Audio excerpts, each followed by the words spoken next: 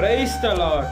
యేసు క్రీస్తు వారి పరిశుద్ధమైన నామంలో మీ అందరికీ వందనాలు, శుభాలు తెలియపరుస్తూ ఉన్నానండి. యావేలు గ్రంథం 2వ అధ్యాయం 19వ వచనం.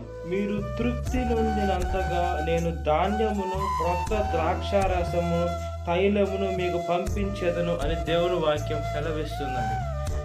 దేవుడు మనల్ని తృప్తిపరిచేటువంటి దేవుడై ఉన్నాడండి. ఈ లోకంలో మనల్ని ఎవరు తృప్తిపరచని మనిషికి ఆత్రంగా ఉంటారు. మనుషుడు ఏదో ఒకటి ఉందంటే దాన్ని బట్టి సంతోషించేది కాదు, కానీ అన్నీ కూడా నాకు కావాలని మనుషులకి ఏదో ఒక రూపాయన మనుషులకి లోటుగానే ఉంటుందండి. ఇచ్చిన దాన్ని బట్టి దేవునికి స్తుతులు చెల్లించే బిడలుగా ఉండాలి.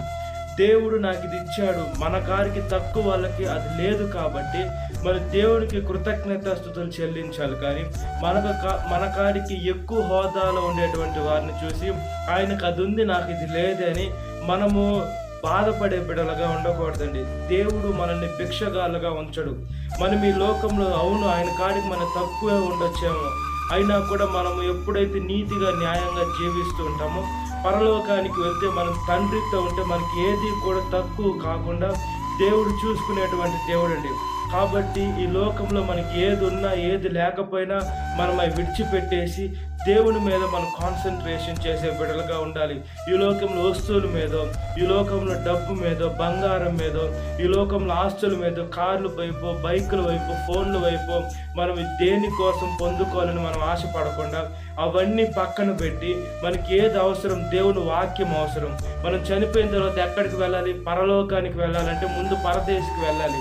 పరదేశికి వెళ్ళాలంటే యేసుక్రీస్తుని సొంత రక్షకుడిగా అంగీకరించి నీటి బాప్తీసం తీసుకొని ఎప్పుడైతే నీతిగా న్యాయంగా జీవిస్తుంటామో అప్పుడే పరదేశికి వెళ్తాం.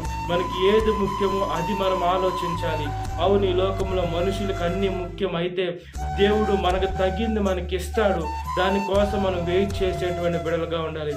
ఏది ఇచ్చే దేవుడు ఇస్తే మంచిదే ఇస్తాడు, చెడ్డ దేవుడు కాబట్టి మనము దాన్ని బట్టి సంతోషించకుండా ఇంకా నాకు ఏదేదో కానీ మనం ఆలోచించుకొని దేవుని చిత్తాన్ని మనం చెడగొట్టే బిడలుగా ఉండకుండా ఏది ఇచ్చినా దేవుడి నామనికి స్తోత్రం చెల్లించుకొని ఆయన తృప్తిపరిచేటువంటి దేవుడు కాబట్టి ఆయన వాక్యానుసారంగా బ్రతుకున్నట్లుగా ప్రార్థన.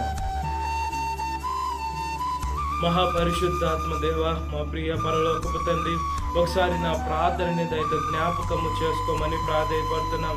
యేసు మమ్మల్ని తృప్తిపరిచేటువంటి దేవ, మమ్మల్ని స్వస్థపరిచేటువంటి దేవ, మీకు స్తోత్రమయ్యా. ఈ లోకంలో మీరు ఏది ఇచ్చినా కూడా మా మంచికే ఉంటుంది, మా మేలుకే ఉంటుంది. మేము ఏదైతే ప్రార్థన చేసుకుంటామో అది మేము పొందుకొని ఉన్నామని విశ్వాసం కలిగి నమ్మాలయ్యా. అది ఏదైనా కూడా మీ ఆత్మ కూడా, పరిశుద్ధ ఆత్మ కూడా మాకు రావాలని మేము ప్రార్థన చేయాలి. పూర్ణ ఆత్మతో, పూర్ణ మనసుతో, పూర్ణ వివేకంతో ఎప్పుడైతే ప్రార్థన చేస్తామో ఆత్మని మీరు మాకు ఇస్తారు. మీలో మీ ఆత్మని మాకు ఇస్తే ఈ లోకంలో ఉన్నవాడి కాడికి మాలో ఉండే ఆత్మ దేవుడు గొప్ప దేవుడు కాబట్టి ఒకసారి జ్ఞాపకం చేసుకోండి అయ్యా. ప్రతి ఒక్క మానవుడిని రక్షించమని అడుగుచున్నానయ్యా. వాడు పరిశుద్ధంగా జీవించాలి అనే ఒక ఆలోచన విధానాన్ని ప్రతి ఒక్క బిడ్డనికి దయచేయండి అయ్యా. ఈ లోకంలో ఖచ్చితంగా రెండో రాకడ అతి సమీపంలో ఉంది. యుద్ధాలు మొదలవుతున్నాయి, యాంటీ క్రైస్ట్లు వస్తున్నారు. అదే విధంగానయ్యా ప్రేమ చల్లారిపోయిందయ్యా. ఈ లోకంలోనయ్యా చంపుకోవడాలు ఎక్కువైపోయాయి. ఈ లోకంలో ఎంతగానో పాపము విస్తరించిపోయింది కాబట్టి అక్కడ అతి సమీపంలో ఉంది.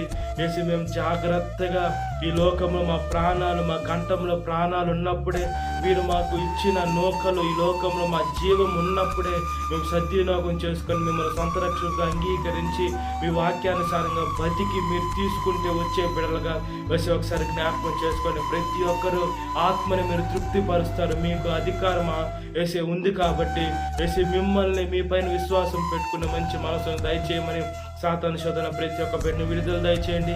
ఈ వాక్యం వింటున్న ప్రతి ఒక్క బిడ్డని పేరు పేరు జ్ఞాపకం చేసుకోండి. ఈ దినకాలపు దీవెనతో నింపమని నజరేయుడైన యేసుక్రీస్తు వారి పరిశుద్ధమైన నామములో మిక్కిలి వినమ్రత అడుగుచున్నాను నా పరలోకపు తండ్రి, amen. Praise the Lord. God bless you. Have a great day.